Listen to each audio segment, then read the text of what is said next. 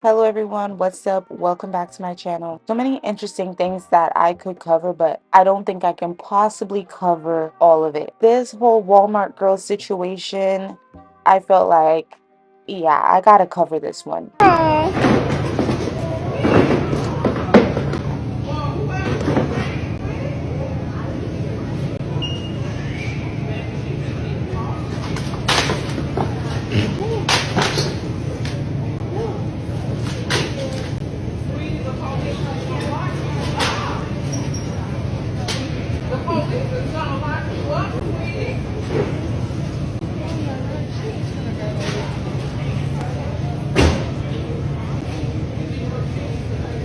I gotta do that.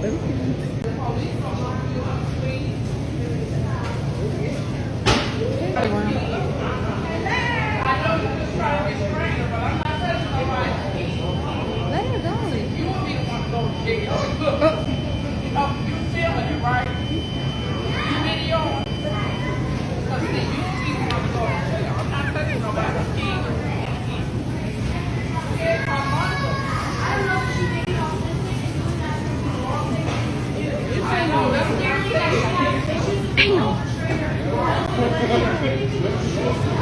You need to let her go.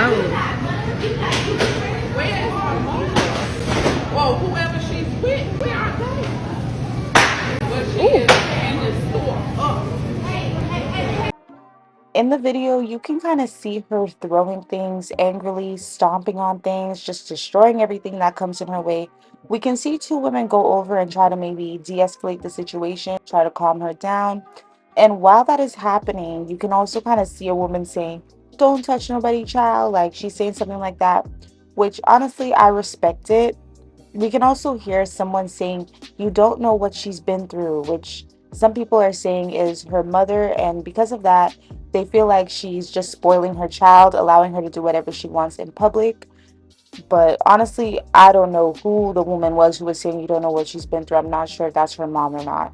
So many people were angry about this in particular, and I respect it. I understand not wanting your trip to Walmart to turn into all this chaos. The workers are the ones that I feel the most sorry for in this situation, because if I was the one working at Walmart and I saw someone just allowing their kid to do that, or I just saw this happening and no one was stepping in to de-escalate it, I would just honestly quit on the spot because I didn't sign up to work in a zoo. I'm sorry. There's a lot of back and forth on the internet. A lot of people are saying that the two ladies who tried to intervene, who were trying to calm the little girl down, should have never went up to her.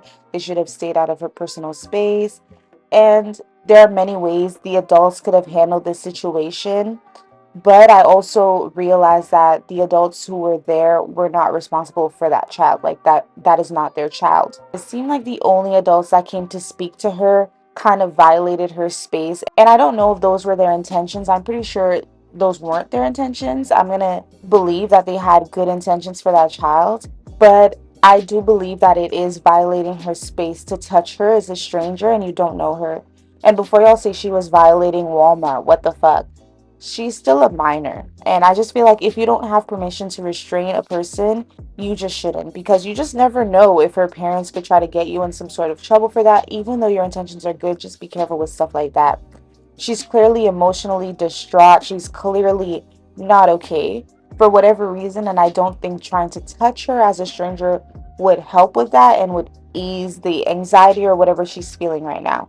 It could work with some people, but I just think to be safe, it's better to avoid it and to get more of a professional or a parent involved, which everyone is confused about because truly, where are the parents? Walmart Tantrum Girl, I just read an article that came out about an hour ago, and basically it's the woman who was in black at the end of the video trying to stop the little girl from throwing the glass bottles, where she was like, "Don't touch her, you don't know what this girl has been through." You know that girl?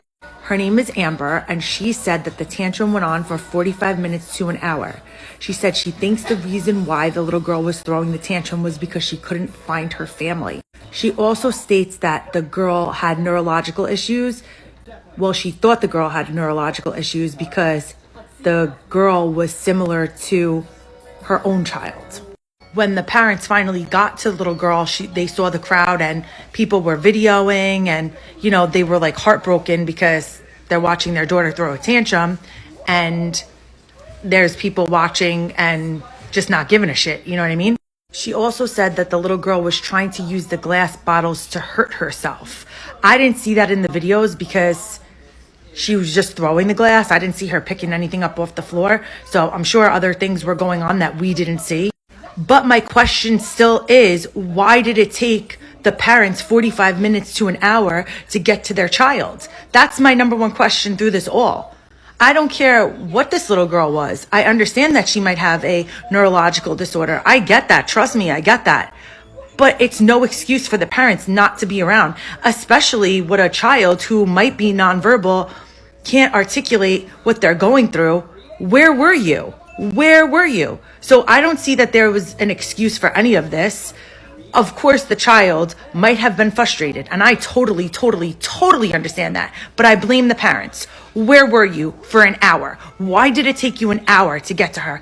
And if that was the father and he lifted her over his shoulder like that, shame on you, because you know that this little girl has an issue, and it's not necessary to act like that. It's not. I'm sorry. And that's it. That's the rest. I think this concludes our story, you guys, unless anything else comes out, which I doubt. Now, to move this topic away from the child specifically, because I don't know all the details about the situation, let's just talk a little bit about emotional regulation in general in children and how it's at an all-time low. And it's not the kids' fault. A lot of kids are finding it very difficult to regulate their emotions, and this is carrying on into adulthood. So it's not just something that you're seeing in children that is going to just magically disappear. It's carrying on into adulthood, and it's something that we need to be very precautious and concerned about.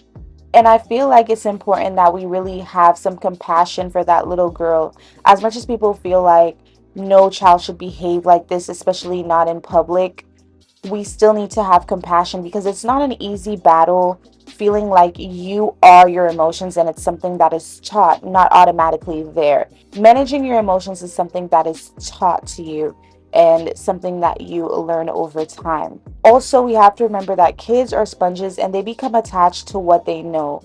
So it can genuinely feel like the world is falling apart when there are sudden changes. Think about when you were a kid and how deeply you felt your emotions, and you could just imagine how foreign your emotions can feel every time, especially if they're being covered up with devices. Every time that you have a tantrum, you see the iPad. Every time that you have a tantrum, you see some sort of device that is supposed to regulate your emotions.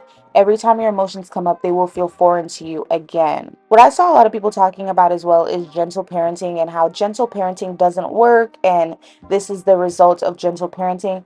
And I just feel like this is like a dangerous thing to say, because people do have a misconception of what gentle parenting really is, and they really truly feel like gentle parenting is just allowing your kids to do whatever they want. They see it as like a form of neglect, and that's truly not what it is. Gentle parenting is still parenting. It's very active parenting actually, but it's about not neglecting to direct your child, which is what a lot of people think. It is about calmly directing your child, and a lot of it also has to do with being a good role model, which a lot of people kind of get over. Kids will be a lot more receptive if you model behaviors for them and you tell them in a way that can actually be perceived and understood why those behaviors are necessary or why other behaviors are unnecessary. And that is kind of like the basis of gentle parenting. It's about paying special attention to avoiding abusive tactics to get your child to listen. And a lot of people who say that it doesn't work because your kids will not respect you, fear and respect are not the same thing.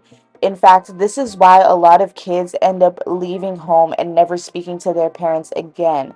I can be very afraid of you and avoid doing certain things because I am afraid of you. Does that mean that I respect you though? It's a big difference. As somebody who used to be a teacher, I feel like when my kids feared me, that didn't translate to respect. And you could feel it. You could feel that the energy of respect is not in the room. And this is why I always try to explain to them and meet them at their level so that they could understand exactly where I'm coming from instead of feeling like I am their enemy just trying to dictate their lives. They are human beings too. And to just like piggyback off of that point, a lot of people are saying that the way that these kids are behaving is the reason why teachers are just quitting their jobs left, right, and center. And this is partially true because many teachers are finding it hard to deal with children these days due to their lack of emotional regulation, which starts at home. Kids are becoming increasingly more volatile, and I truly feel like the more reliant kids become on technology, the more negatively their social, mental, and emotional health, which are all intertwined, has suffered. I want to just refer to this article on michiganmedicine.org, and it's titled Frequently Using Digital Devices to Soothe Young Children May Backfire. It says smartphones and tablets may help calm down a preschooler short term, but could reduce opportunities to practice emotional coping skills, a study suggests. And I would really love it if you guys check this out. Lots of valuable information in here. And they even bring up the panorama here, and they talk about how there was a study that included 422 parents and 422 children aged 3 to 5 who participated between August 2018 and January 2020, before the panorama actually started. And researchers analyzed parent and caregiver responses to how often they use devices as a calming tool and associations to symptoms of emotional reactivity or dysregulation over a 6-month period. Signs of increased dysregulation could include rapid shifts between sadness and excitement, a sudden change in mood or feeling, and heightened impulsivity. I'm not going to read the whole thing, but if you guys go further down in the article, there are a bunch of solutions that are recommended for parents who are tempted to turn to a device when their kids are experiencing those emotional moments. They talk about sensory techniques, they talk about naming the emotion and what to do about it, using color zones, and offering replacement behaviors. So, a lot of information in this article that I feel like could be helpful. So, definitely check it out if you're interested. To the child who was having that tantrum at Walmart, I really hope that she feels better now. I hope that her parents were able to get it under control, and I hope that all is well. Thank you guys so much for watching, and I will see you in the next video. Bye.